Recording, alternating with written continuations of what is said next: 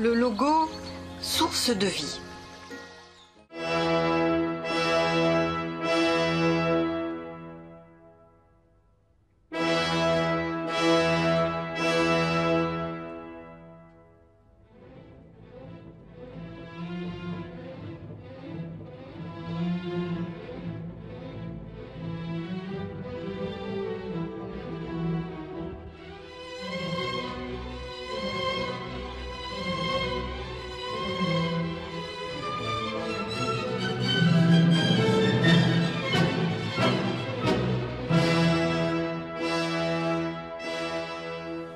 Chaque être se cale sur une énergie majeure qui va le porter au fil de ses vies vers sa mission de destinée.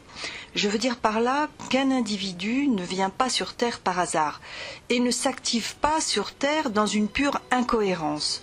Non, tout ce qui concerne la nature est savamment organisé et nous, l'homme, faisons partie de cette nature, de cette respiration.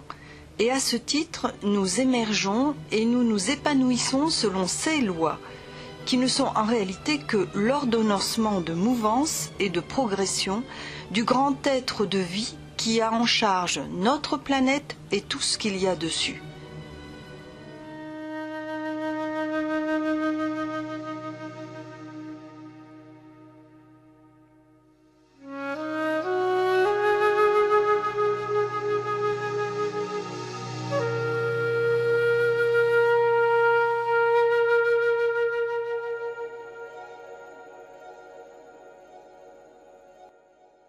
La nature profonde de cet être divin s'appelle le juste, le beau, le vrai, le bien de l'ensemble.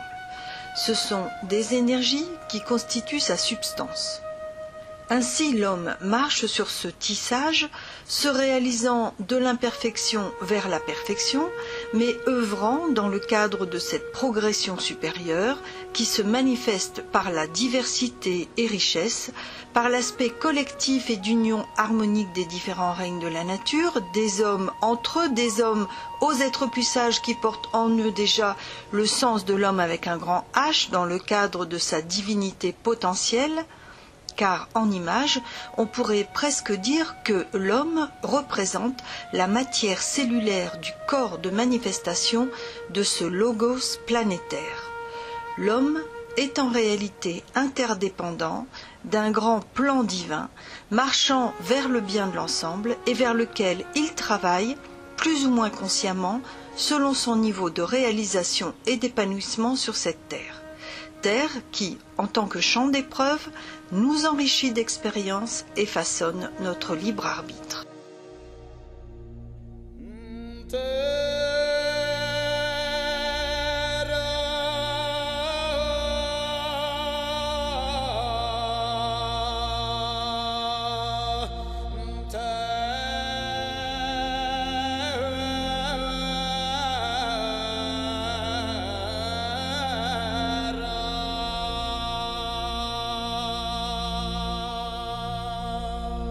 Comprenons ainsi que notre venue sur Terre se place sur un fil de progression de ce maillage de vie, que ce fil est tendu selon la phrase d'Allan Kardec, naître, mourir, renaître, progresser sans cesse, telle est la loi.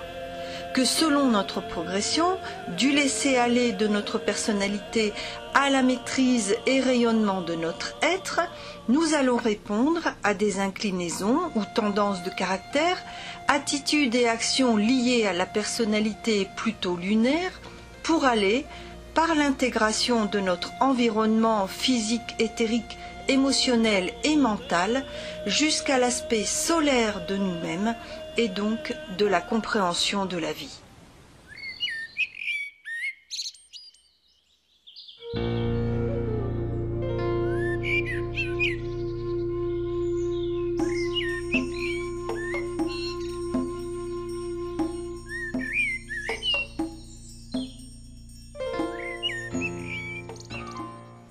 Ainsi chacun passera d'un travail qui, dans un premier temps, ne servira qu'à le nourrir physiquement, vers une orientation de choix et possibilité d'un travail qui le nourrira pleinement, tant sur les plans de la personnalité que sur les plans de l'être et de la source de vie.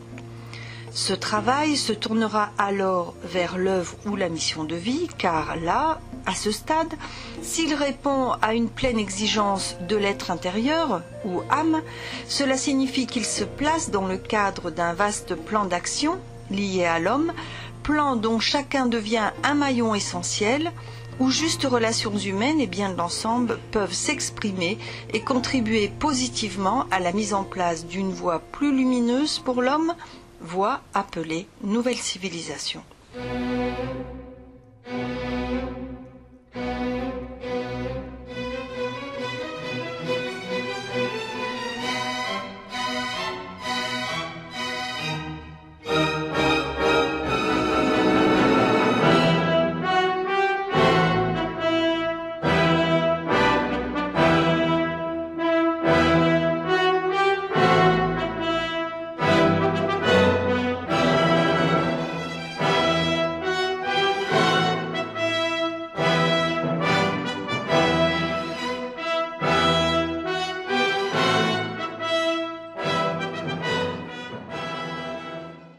Depuis qu'il s'est incarné, jusqu'à maintenant, l'homme a choisi en tant qu'être une fonction de service pour l'homme et le divin dans le cadre de ce plan.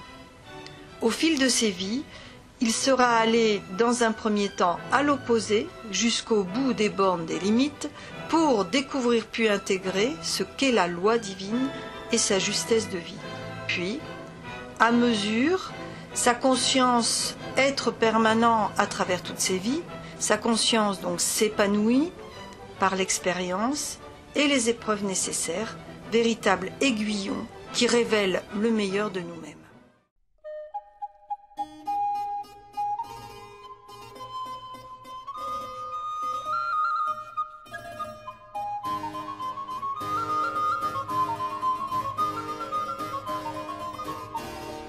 Ainsi, chaque faiblesse de comportement devient à un moment donné une qualité, puis une force de vie, sur et par laquelle nous allons pouvoir asseoir et manifester notre expression, travail et participation à l'œuvre commune humaine.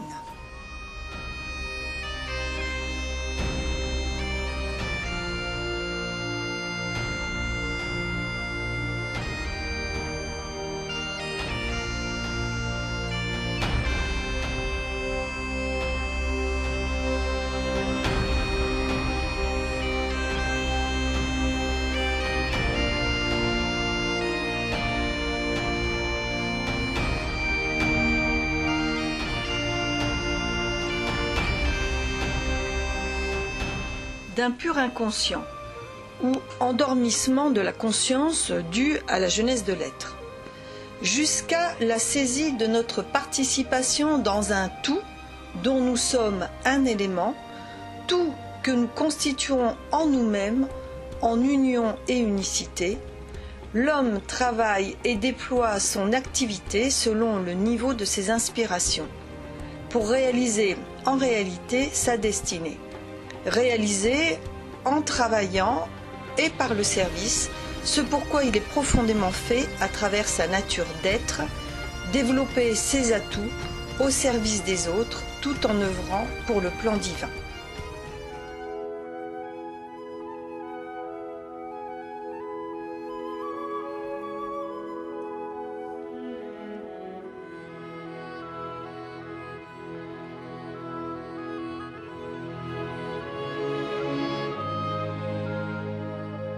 Il s'agit en réalité de replacer le travail personnel dans le cadre d'une œuvre collective au service du divin en soi.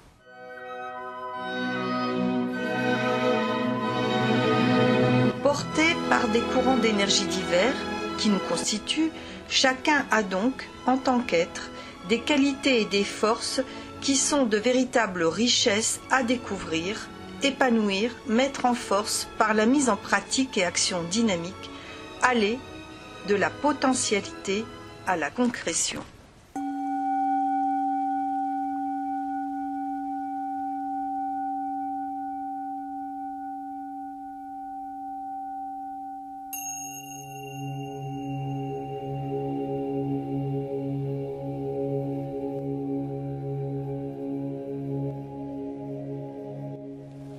Un logo. Un logo porte ces éléments, révèle notre nature vraie, notre mission de vie au pluriel.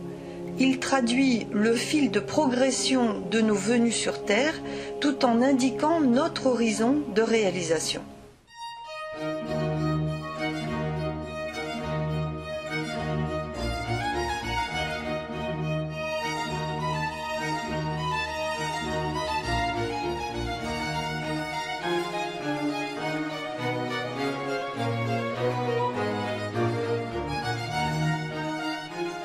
Il rayonne l'œuvre que nous sommes en nous-mêmes et à ce titre interpelle magnétiquement les êtres qui ont à le ressentir.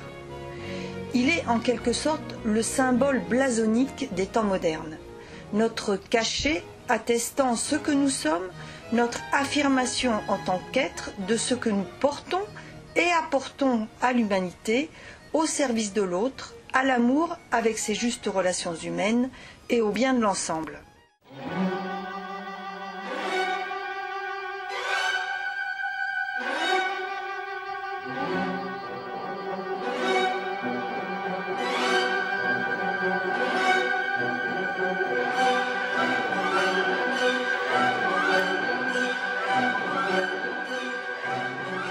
En ce sens, il s'exprime en tant que symbole sacré, forme et couleur, qui actionne énergétiquement une onde de forme, fréquence vibratoire, permettant aux êtres énergies, au souffle de vie, de souffler notre réalisation le vent dans le dos et non en opposition au vent de face, optimisant ainsi notre épanouissement en tant qu'être, car ici tout repose sur l'être solaire que nous sommes et non la personnalité individuelle et séparatiste avec ses effets négatifs et dévastateurs.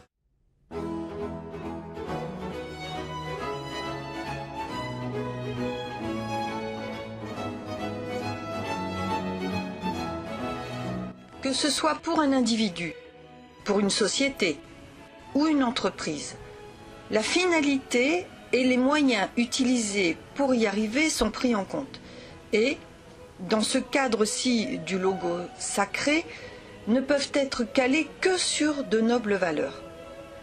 En cela, celui qui en anime l'action, qui en a la responsabilité, qui en est le porte-flambeau, devra œuvrer en tant qu'être du cinquième règne, car il sait qu'être responsable et respectueux de la vie ouvre la voie de la vraie liberté, de l'abondance et la richesse.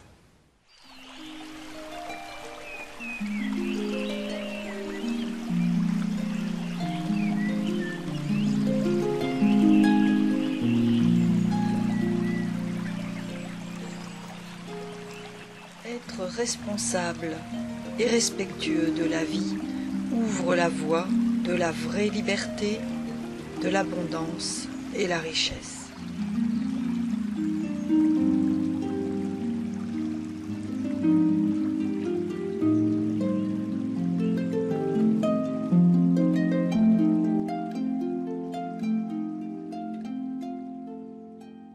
Être responsable et respectueux de la vie ouvre la voie de la vraie liberté, de l'abondance